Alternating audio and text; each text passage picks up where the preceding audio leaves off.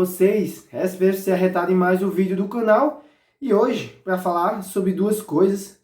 Primeira coisa que eu não consegui falar, o pós-jogo do São Paulo, do Palmeiras e São Paulo, a classificação para a semifinal da Copa do Brasil. E também já projetar para o duelo do Santos. Eu peço perdão a vocês que não estou conseguindo fazer pré-jogo, pós-jogo, vídeo cada dia. Principalmente por causa da minha voz, né? Tá uma friaca aqui em São Paulo. Então, eu tô tentando, né, dar uma dosada nisso aí. Mas sempre que possível eu tô aqui e agradeço a você, seja novo, vindo do TikTok, de onde vindo, né, recomendado por um amigo. É sempre um prazer ter você aqui, beleza? Então, falando sobre o jogo, quero falar sobre o jogo, né, e poder dizer que a gente é semifinalista da Copa do Brasil pelo segundo ano seguido. E eu começo fazendo essa análise, né? Essa camisa aqui, né, esse símbolo aqui, esse time, ele tem muita história, pessoal. Tem muita história. Essa camisa aqui, ela é muito pesada. Porque se você parar para analisar, o São Paulo nos últimos anos, ele vive uma draga. Todo mundo que ama o São Paulo, que tem um pensamento consciente, ele sabe disso. Só que mesmo assim, a gente é semifinalista pelo segundo ano seguido de uma das competições mais importantes do Brasil. Então, assim, imagina se o São Paulo tivesse um grande elenco, grandes jogadores, uma estrutura organizada como já teve há algum tempo, a gente estava ganhando o título a rodo. Essa é a grande verdade. Então, eu começo fazendo análise por essa perspectiva. E aí, eu vou deixar aqui a escalação, como sempre, porque o São Paulo inicia, né, o jogo com escalação. A surpresa, vamos dizer assim, em relação ao time titular é a entrada do Alisson, né, o Pablo Maia. Infelizmente o pai faleceu, então uma questão triste, acho que inesperada, inclusive que se viu, acho que de força para o pessoal, para os outros jogadores. Mas a grande verdade é que o São Paulo entra com o Alisson, com o Dorival aposta no Alisson como segundo volante, que já rende muitas críticas, né? Eu já até falei algumas coisas aqui, não funcionou, foi uma surpresa, mas o que dava indício também é que o São Paulo ia entrar no Allianz para jogar bola, porque o Alisson, ele pode ser tudo, mas ele nunca foi um jogador marcador. Ele está recuando, está se adaptando à nova função, dá mais dinâmica ali, né? E o Dorival está percebendo isso. Então, eu já começo falando que muitas vezes a gente critica, pelo menos eu critico o Dorival, mas que ele aposta ali no Alisson e acerta. Acerta, porque o São Paulo começa o jogo, por mais que o Palmeiras tente colocar uma pressão, e foi engraçado, porque ia passando o tempo, eu olhava ali 5 minutos. Passou 5 minutos. Olhava ali 7 minutos, passou 7 minutos. Porque a gente já viu em outras situações, principalmente naquele duelo no Paulistão, onde o São Paulo, em, sei lá, 15, 20 minutos, já estava massacrado no Palmeiras, no Allianz Parque. Então a ideia ali era segurar os primeiros minutos a pressão do Palmeiras. E foi assim que o São Paulo conseguiu. O Palmeiras, por mais que tivesse melhor no início, não conseguiu criar nenhuma chance de perigo. Eu vou deixar aqui, né, os melhores lances também na descrição, e você que não viu pode dar uma olhada. E aí o São Paulo, a partir desses 15 minutos, começa até a ficar melhor no jogo, começa a chegar mais na área do Palmeiras, porém sem muita efetividade, né? Mas a bola estava rodando na área do Palmeiras, era cruzamento, enfim, passando ali pelo Caleri e ninguém chegando. Até que no lance totalmente casual, o Piquerez que vai cruzar, parece que a bola, né, alguém bota a mão assim, a bola faz uma curva e entra. Na minha visão, até olhando ali, parecia uma falha do Rafael. Alguns, depois eu assistindo esses programas de debate, o pessoal falando que o intuito, né, inicial do goleiro é dar um passo para ir para dentro da área. Enfim, acaba que o São Paulo leva um gol. E aí, o Calçade, que é um excelente comentarista da ESPN, eu assistindo o bate-bola, ele falou uma coisa certa. O São Paulo estava jogando contra o time que é o melhor futebol do país, não vem nos últimos jogos bem, mas é isso. Dentro da casa desse adversário, com a torcida toda contra, e leva um gol logo no início, totalmente inesperado. E o Calçado falou que isso é para quebrar tudo. Quebra toda a estrutura, todo o pensamento que você estava planejado. Só que o São Paulo, você até vê na lateral, o Dorival pedindo calma, porque é isso que o Dorival, é o grande mérito que o Dorival fez quando chegar ao São Paulo, foi justamente isso, dar tranquilidade aos jogadores e ao ambiente. E o São Paulo não sente o gol, cria até algumas chances, o Elton Rato tem um, o Everton defende, né? Então começa a atacar um pouco mais e chega lá, né, na área do Palmeiras, até mais efetivo, mas acaba o primeiro tempo desse jeito, 1-0. Um ponto importante desse duelo aí, de outros duelos que já teve com o Palmeiras, foi isso. São Paulo levar o gol e ter a tranquilidade, não deixar o Palmeiras crescer, para não fazer o segundo e terceiro, e aí realmente perder o rumo da partida. Chega o segundo tempo, eu até nem estava acompanhando, ele não tinha chegado, numa jogada trabalhada ali, né, São Paulo já dentro da área, ou seja, já começa o segundo tempo, o São Paulo atacando, Luciano rola, o Caio Paulista finta e bate pro gol fazendo 1-1.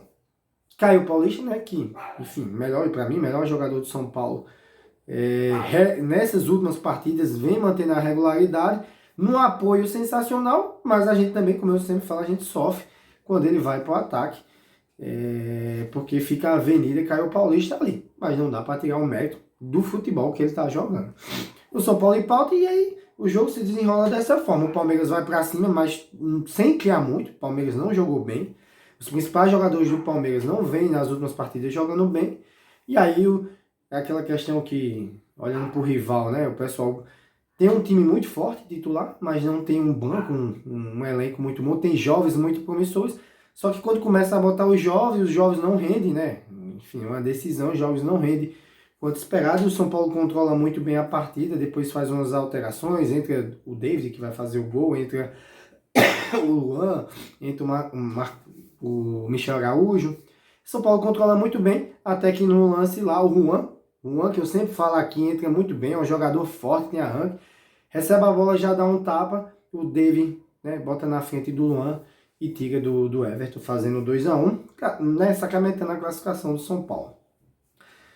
E aí, pessoal, no resumo disso tudo, é aquilo que a gente fala. O São Paulo fez uma partida quase perfeita, né? Sendo muito seguro na defesa, não dando chance ao Palmeiras, mesmo que o Palmeiras não tenha seus jogadores nas melhores condições. Um exemplo desse é o Zé Rafael, enfim, que tinha voltado de lesão. E quando tem a chance, o São Paulo é cirúrgico, né? Aproveita a chance e mata. Isso é o tipo de comportamento em jogos, principalmente mata-mata. Eu já tinha falado isso em algumas outras situações, você que acompanha o canal, que a postura do São Paulo deve ser essa. E aí sim o São Paulo tem condições de ganhar essas competições. No Brasileiro eu já acho bem difícil. Bem?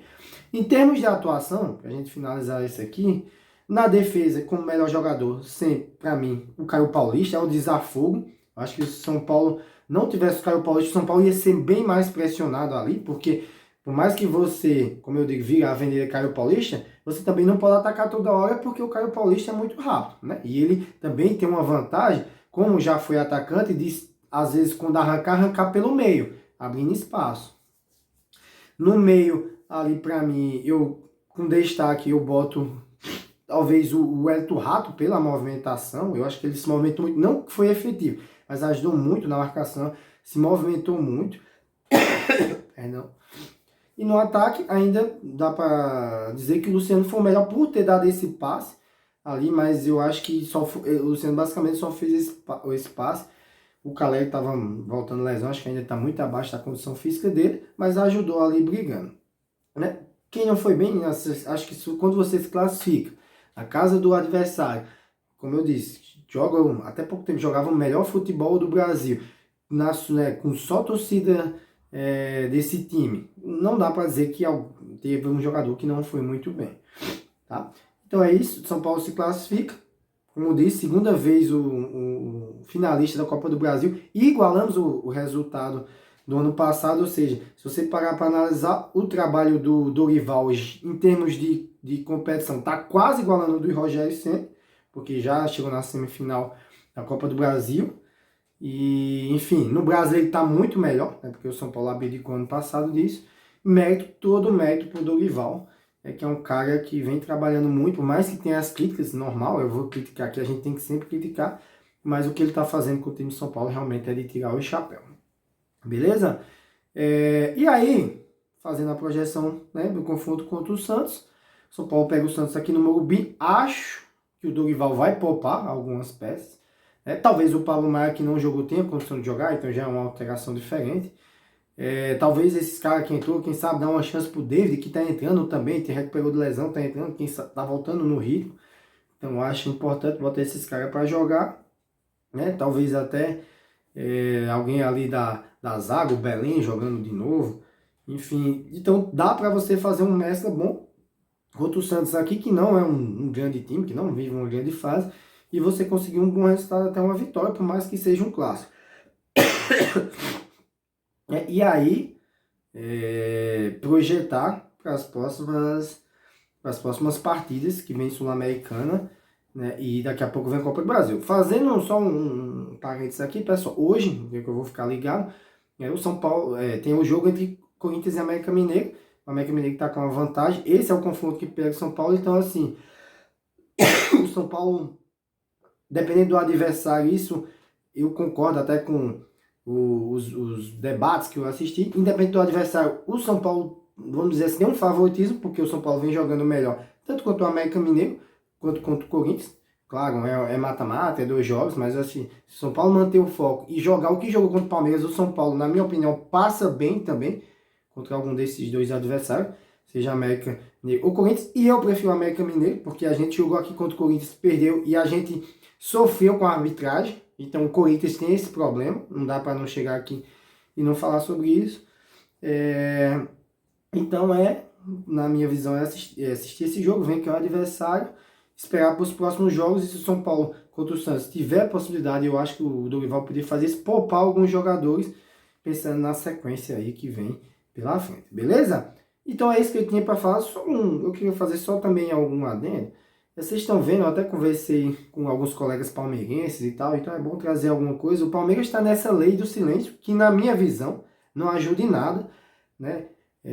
Eu assisti a entrevista também do diretor lá, que, enfim, falou, então os jornalistas perguntaram muito sobre isso. Eu acho que não ajuda em nada. Só que quem assistiu o jogo, pelo menos teve a impressão, eu vi o time do Palmeiras muito apático.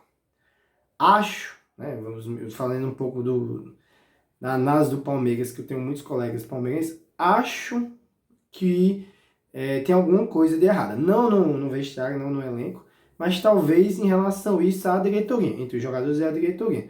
Até porque, depois, quem viu aí, viu as cobranças, né? O pessoal falando da Leila, enfim, compra avião, compra tudo, mas não traz contratação que o Palmeiras precisa. Você vê o Flamengo contratando, né? O Flamengo contratando jogadores, né, para compor o elenco, melhorando.